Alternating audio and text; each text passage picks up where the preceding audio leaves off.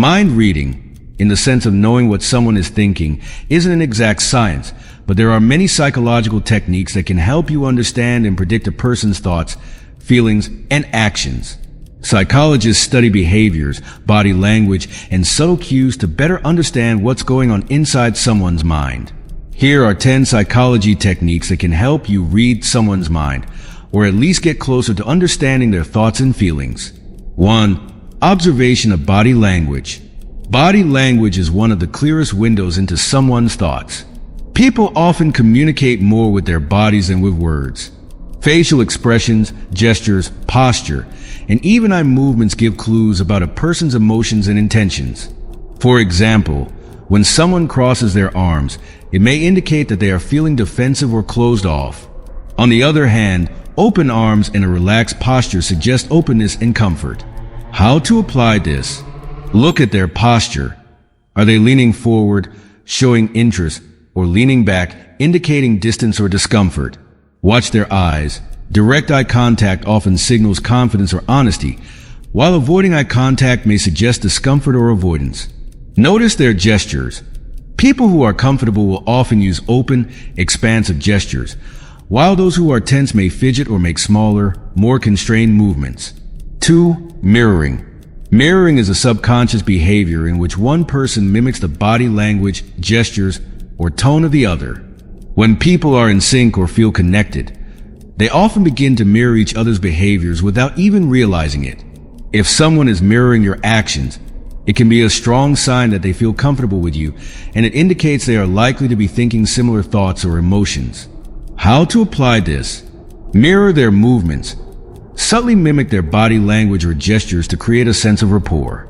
Use similar words. If someone uses a specific word or phrase repeatedly, using it back in conversation can help build a connection.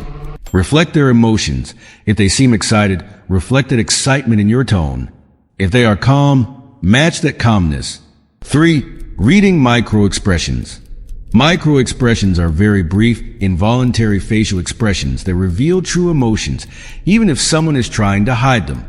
These expressions can be as fast as a fraction of a second and are universal across cultures. For instance, a quick flash of anger or disgust might cross someone's face even if they are trying to stay composed. How to apply this? Learn to spot microexpressions. Practice watching people's faces during conversations.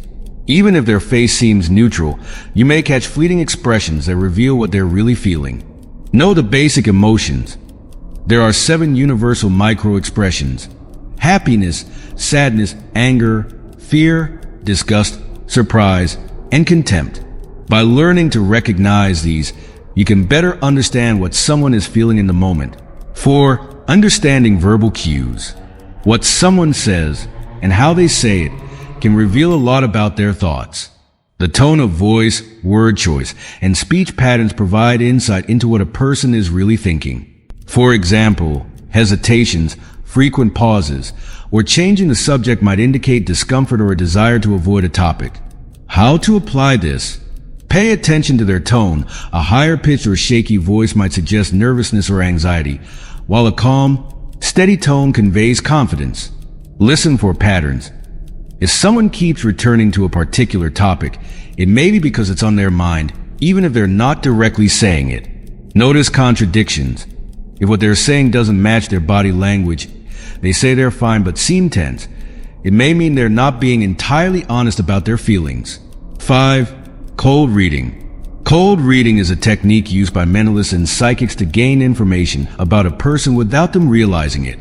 It involves making educated guesses based on general observations and then subtly fishing for more details.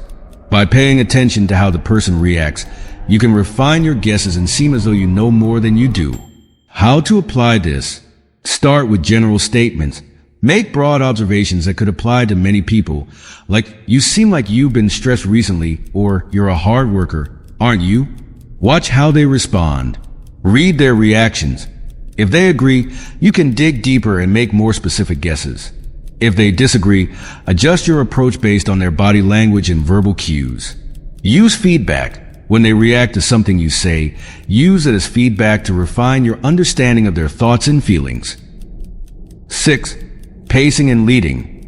Pacing and leading is a technique used in psychology to build rapport with someone and gently guide them to a desired emotional state or mindset. First, you pace them by matching their current emotional state or behavior. Once you establish the connection, you can begin to lead them toward a different state, such as from nervousness to calmness. How to apply this? Match their energy. If someone is speaking quickly and seems excited, you might start by matching their speed and enthusiasm. If they are speaking slowly and seem upset, match their tone to show empathy. Gradually change your pace. Once you've matched their behavior, you can slowly shift your own. For example, if you want them to calm down, begin to speak more slowly and softly, which can encourage them to do the same. 7. The halo effect. The halo effect is a cognitive bias in which our overall impression of a person influences how we perceive their other traits. If someone has a positive impression of you, they're more likely to interpret everything you do in a positive light, and vice versa. How to apply this?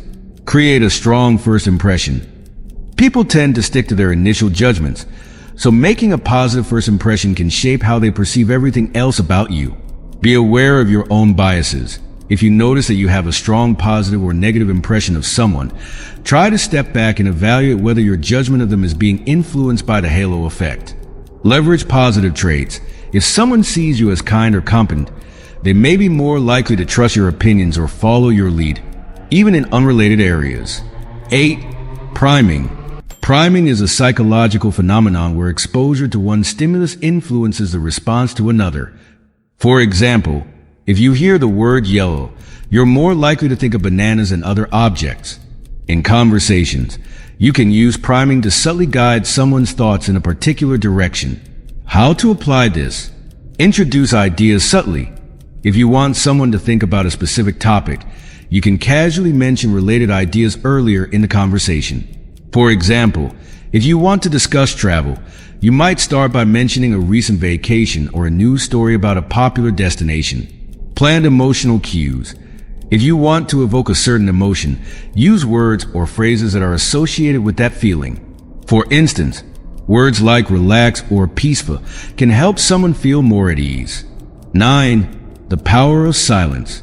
Silence can be a powerful tool in understanding someone's thoughts. When there's a pause in conversation, people often feel compelled to fill it, which can lead them to reveal more information than they intended.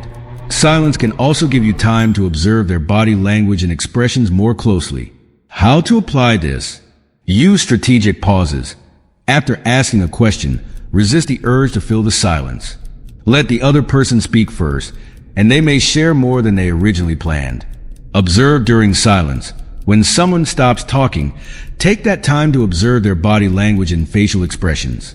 Often, they will give away clues about their true feelings during these quiet moments. 10. Social proof and peer influence. People are highly influenced by the opinions and behaviors of others, especially in group settings. If someone sees that others share your opinion or are acting a certain way, they're more likely to follow along, even if they might have thought differently on their own. How to apply this? Highlight group behavior. If you want someone to agree with you, subtly point out that others share your perspective. For example, most people I've talked to think this is a good idea. Use positive social examples. People often look to others to gauge what's appropriate or acceptable.